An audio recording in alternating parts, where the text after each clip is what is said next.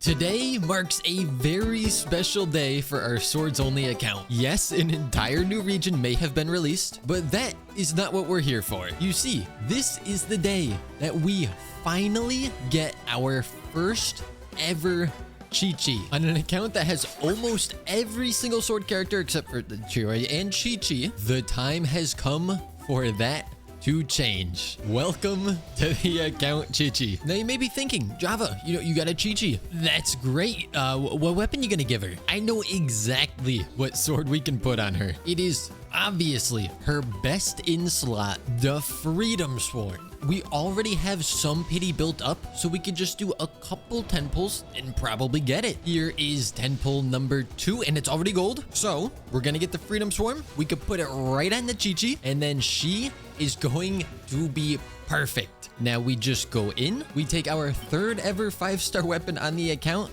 and we give it to Qiqi. I've now gone ahead and equipped Qiqi with some artifacts. I could have gone for Ocean Hued Clam, but I instead opted for Tenacity of the Millilith, which is partially because I only have one Ocean Hued Clam piece, but also more attack for other people on the team is always nice. I'm not able to max these out yet because I don't have enough fodder, but they have been rolling okay. The funny thing is this is the one time I don't care about crit, and they keep rolling into crit. So she's level 1 with a level 1 weapon, so stats aren't gonna look great, but we have 314 extra attack and almost 150% energy recharge. I mean, with the EM that this sword provides, if I really wanted to, I could go for a melt team. Though for now, let's just worry about actually leveling her up. I'm kind of surprised because for some reason we have a ton of the Cryo Regisvine drops, and other than Kaya, I don't think anyone needed those, so I don't know why I have so many. But you know what I don't have a lot of?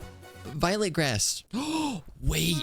But because we're in the new version, it shows me where it is. Granted, I probably still want to open up the interactive map to make sure I'm getting all of them. I believe that we can also buy like 5 from a shop, though what we might end up doing is either waiting the 2 or 3 days for them to respawn, or we'll go in co-op and ask other people if we can take them. Because what other idiot's going to be building Qiqi in 2024? I mean, what other very intellectually intelligent person? Even though I believe I had to farm these for Baiju, I must have repressed the memories of having to do so because I do not remember it being this annoying. I've been spending so much time in Natlan that I forgot how hard it is to traverse some of the other regions. Dear past Java, I hate you. Why did you not collect a single piece of Violet Grass ever? You suck. Sincerely, present Java. I'm sure that I've said this before, but some characters' materials that you have to gather feel infinitely easier to get than others. Needless to say, Violet Grass is one of the worst. When I was farming for Mualani stuff, I think I got every piece that you possibly could get in like, I don't know, 8 minutes. For comparison, I've been looking for Violet Grass for over an hour already. Or rather, I should say I've been trying to collect the Violet Grass for over an hour. Wait a minute. Ganyu has been standing here for probably over a year now. Because I remember when we attempted to do that quest, and you really can't do that with just a sword. Well, sorry to disappoint Ganyu, but you're gonna be waiting for a lot longer. So here's my worry. I just checked, and I've been collecting Violet Grass for just under 2 hours straight. I feel like, based on the time that I've spent collecting them, I feel like I should have over 100 of them in my bag now. But I'm very afraid that I'm going to open up our inventory and see that we only have about half of that. Also, the next spot it is showing me is over here, crossing into the border of this area, which means probably gonna end up in a cutscene. I would love to be proven wrong, but unfortunately I am right. All right, here's the moment of truth. How many of them did we get? We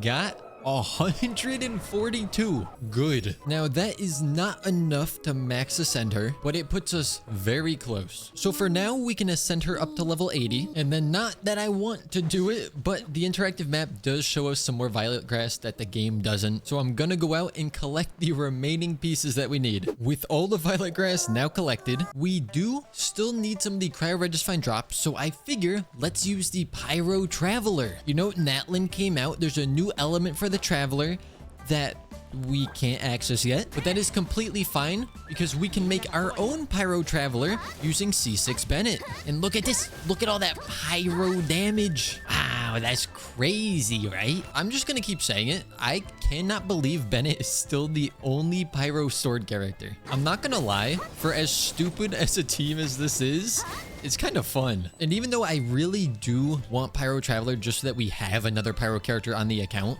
I also kind of don't, because we just built Dendro Traveler. I don't really want to have to rebuild her already. After quite a bit of crafting and transmuting over the different gemstones, we are just barely able to max ascend Qiqi. And for now, I'm just going to put her to level 81 so that at a glance, we can easily tell that she's max ascended. Though I should probably start working on her weapon as well. I don't know if the domain for this is open today, but we are going to find out very shortly. I've already run out of the shackles, and it is not open till Wednesday. Today is Monday. That is highly unfortunate. So, condense that last resin.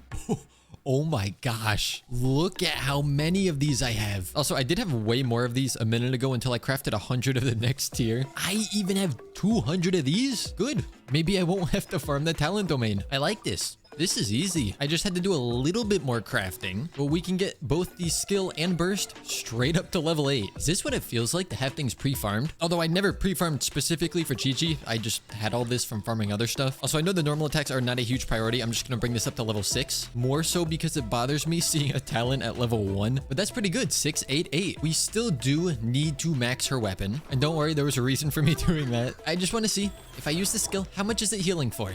700. Oh, 3,800. That's an okay amount. But I believe the way that this works is as we do all the other stuff. Yeah, now she's healing for a lot more than that. Because if we use the burst or if we hit with the normal attacks, we get the whatever that is applied to them. And then as I attack with other characters, they heal. Plus they get increased incoming healing bonus. I also just noticed the fact that Ayaka does not have the Mist-Splitter right now. Her Ayato and Chlorine kind of just pass it around. But so far, I would say this Qiqi building is going very well. I kind of just need to wait until Wednesday now. Wednesday is now upon us. We have 5 condensed resin, as well as about 170 normal resin. And so in theory, we should be able to at least get all the materials from here that we need to max out this weapon today. I forget what the other stuff was, so I'm not going to make a promise that we can max out everything. But also, I am very glad that this is the team that I brought into this domain. Oh, but also, they nerfed this domain kind of recently. It used to be super annoying with the Abyss Mages, but they turned it into the Fatui people instead, making it much easier. So with 5 condensed resin spent and our first gold obtained, let's head back and see if we can get some upgrades for the weapon, which it would help if I knew what those upgrades were. Oh, okay. I don't have to craft anything yet. We do that. We level it up. And now I'm going to try to remember this. We need the purple cores and the purple scrolls and purple shackles. Got it. Although I didn't pay attention to how many I actually needed. That's okay. I'm just going to kind of guess. We're going to need the highest tier anyways. So if I craft a few extras, it's not really going to matter. That is enough to bring the weapon up to level 80. And now this might be an issue. Okay, so we absolutely have to go farm for more shackles. We do not have to farm ruin guards. And we also do not need to farm stamina churls. So we'll just condense the resin again and head right back to the domain. After spending every drop of resin that we had, we are indeed able to max out this sword. So Qiqi's weapon is now maxed. Oh, I just went in to level up some artifacts because I had some more fodder and I realized because of all the upgrading we're doing, we are going broke. I swear we started this episode with about 4 million Mora. We are going to have to find a way to get some more Mora. And without resin, the only thing that really comes to mind are the current events. Now, since I did do the Natlan events in other videos, I figure we'll check out the Mondstadt event in this one, since we're already in Mondstadt anyways. I'm just slightly scared because last time that there was an event right here, I'm pretty sure it was the TCG one. And if this is another TCG event, then I'm off to Natlan. Of course, as always, I'm going to skip all the instructions until I have no idea what I'm doing. And let's see if I can just figure it out. So, first things first, I can move and I can put down a bomb and then I can blow it up. Okay. Defeat the spiky fish. Easy. Boom. Bada. Bang. So it's kind of like reverse Pac-Man. First level. Pretty easy. There are only 3 of them unlocked right now because of time gate, so I don't think we're gonna be here for too long. Stage 2, also done. And stage 3 is also finished. So we do get some free stuff. 60,000 Mora. It is funny how I usually only look at how many primos you get, but right now I want the Mora. I have been trying to save leveling up this weapon for when we actually build Alhaitham, but I do want to take a little trip to the Spiral Abyss, and I kind of need to use this weapon. So while I know I cannot max it out right now, I at least want to try and make it usable. For the time being, level 60 is as high as we can bring it. And yes, I know I have an Alhaitham, and this is not him, but that weapon is actually pretty good on her as well. This current Abyss is built very much towards burning, which is not something that we do. Maybe if we actually had access to another Pyro Sword character, I would consider it. But these are the two teams that we're gonna try out. On this account, we have gone through and built up both the Dendro Traveler and Kirara. So this team just kind of makes sense because our build on Chlorine is not that bad either. And now we'll start, I think, getting Lo-Fi buff on top of all of that. But obviously what we're here to see is the Qiqi team, where Qiqi is going to hard carry us, of course, because with the Freedom Sword, if she gets some elemental reactions, which her skill, naturally does, then she will be buffing the rest of the party with normal and charged attacks, as well as a 20% attack bonus. And all of that is very good for Ayaka. Now, I do not have much faith in being able to 3-star floor 12. I honestly forget what's in there because it's been so long since I did this rotation on any other account. However, I must say that so far, things have been going pretty smoothly, and this side is actually pretty fun to use. But of course, we are here to see what Qiqi's side can do. I'm going to attempt to talk at the same time as doing the Spiral Abyss, so if I do anything stupid, which will be a lot of what I do, don't blame me. But you see, the nice thing about having Qiqi over someone like Layla is that Qiqi can be a healer and another cryo, energy particle generator person for Ayaka. Whereas if I run Layla, then I have to run Jean. But if I have Qiqi, I can also run Kazu. And Kazu is obviously able to up our damage a lot more than Jean can. I'm not gonna lie, I completely forgot that this was a monolith stage. I have not been trying to protect it whatsoever. Yeah, I think I'm just going to restart. So like I said, trying to talk and do Abyss at the same time, it doesn't work for my brain. Because if you do use your brain, this is pretty easy. Until the enemy starts ignoring you and only goes after the monolith. Because for some reason, that's what they do. This is actually working pretty well. Easy 3 stars. And it also feels like it's been such a long time since I brought 2 main DPSs that actually scale with attack. Nowadays, it feels like almost all of them are HP scaling. Now, I'll be the first to admit, I don't know what kind of rotation I'm doing right now. I could probably save a lot of time by actually thinking about what I should be doing before I do it. But it's more so if someone has a burst or skill up, I am switching to them and pressing it. And for the time being, it seems to work. Oh, this is a pretty nasty floor 12. Not expecting too much here. I'm just curious to see what we can do. Oh. That's unfortunate. I did just remember why it's a bad idea to bring Ayaka against bosses, because she's meant to freeze the enemy and that gives her the crit that she needs. But if they're a boss, you kinda can't freeze them. So probably not the best. And we'll see how this one goes, because we do have another boss. Oh, I guess either side is a boss. Element wise, Ayaka's pretty good against them. It's not looking like we do this in time. Oh, it's close, but it is not quite. If I had better cards, I probably could have done it. Oh, and Qiqi decided to die on us. I'll be honest, I'm really not that interested in going to do it again. I'll just take my... Oh, we get more from this too. I mean, I knew that. Of course, that's why I did it. So I did end up wandering over to Natlan, and I even took on one of the local legends, which my whole team died to, except for Qiqi, who stayed alive long enough for me to revive Farina and be able to take it down. And now I've just been going around doing some of the event, which I don't think I need to show you guys much of. I have also been trying to collect all of the Mora chests that we find, because 20,000 Mora a pop is pretty good. One thing that I do want to show, however, was something that we were trying to do over on the Geo-only account. You see, it has come to my attention that we might just be able to throw the fruit back at it that it spits out. I don't even think that I have to drop this form to do it. I just have to dodge its attacks. We play a little bit of the waiting game, and then it's gonna do this. We can just grab that back, spit it out, and we're good to go. Maybe not, because we kind of want it to eat the burning fruit. I think. There should be an achievement for taking this down with this form, because honestly, it kind of feels like a fun fight with it. When he decides to do that attack, you could just jump and grapple away. Of course, until he spits out the fruit, you really can't do much damage though. So does this really not work? Let's try to do it like there. Nope. Then they explode. So how do I apply them with the pyro but not have them explode? Oh, how does that not count? I lit it on fire, he ate it, and it exploded inside of him. How do I not get the achievement for that? And as we can see, it also is not counting for the event. What if I get out of this form, and then I just hit him a little bit as a character, and then go back into the form? And then we grab this, and we do the same thing again, where it lights it on fire, and he takes too long to eat it, so I'm gonna eat it and throw it back at him because I'm mad. Nope.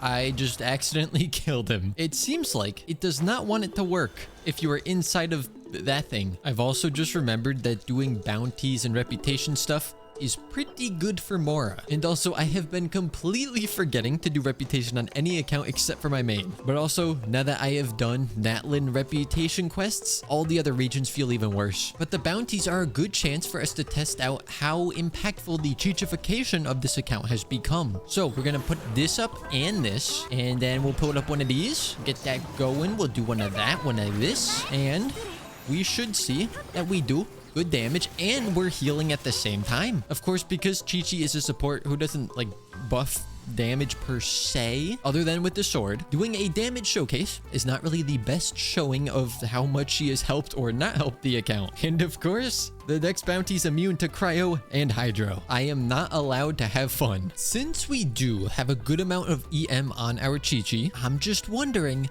how would she fare in a melt team? Which obviously we have to use Bennett for, because I might have mentioned this, but there's no other Pyro Sword character. So I have done some artifact swapping. I don't really have great pieces to do this kind of thing with the Qiqi. And as we saw earlier, I don't have fodder to level anything up. By the way, Layla is here just for cryo resonance. My hopes are not very high for this, but let's head over, say hi to the cryo Registine once again. I may never have to defeat it again on this account. So we're gonna go boom, bada boom, and then put down this, and see, there's a 13k. That's cool. 42k, and that's about it for damage. Oh, I got an achievement. So I mean, 42k for a burst melt is not that great, but coming from a support character, you know, it's still not that great, but it is funny. Question for you guys, because I do not know the answer to this. The Lo-Fi wants you to do elemental damage with your normal attack to get the buff. But if C6 Bennett is the reason why you're doing elemental damage with the normal attacks, does that still count? Because if so, then that means a lot of people could use the Lo-Fi. Now, I know if you're trying to do damage showcases, this is not really the best boss to be doing it on, but there's a 78k and a 25k. I'm just a little too lazy to go fight Scaramouche or the mechanical petual I'm sorry, did I just have a stroke? The perpetual mechanical array. That's definitely what I said the first time. Now, the reason that we never pulled Chiori on this account is because Geo only needed her a lot more, and I didn't want to make two different videos on two different accounts pulling for the same character and building them. So for the sake of content, I just stuck to getting her on one account. Plus, I don't think we had Primos at the time on here. But now, other than Chiori, we have every sword character. And to be honest, I still haven't decided if I want to pull for Chiori on here, because I mean, we have an Albedo who I can't even remember the last time I used. So I guess you guys can let me know if you think Chiori actually would be of significant value to this account. I mean, from the cutscenes, we've seen that El Capitan is a sword user. Of course, I have no idea when we're going to be getting him, but perhaps I'm just supposed to keep saving for now. Because I mean, like we've seen, there's still a lot of characters that we need to build. So I am not opposed to just saving our primos until all of these characters are usable. I will keep going and trying to max out these artifacts. But for the time being, our Qiqi has almost 2000 attack and 156 energy recharge. Oh, and I guess 58% healing bonus. Other than that, stats don't really matter. I mean, I suppose when we freeze someone, she has over 50% crit rate. And look, she can indeed solo a Hilichurl. It's really impressive, right? With that being said, though, I hope you guys did enjoy. But before we end this off, I was joking. Freedom Swarm clearly does not go on Qiqi. Obviously, it goes on Kirara. But I will see all of you guys next time.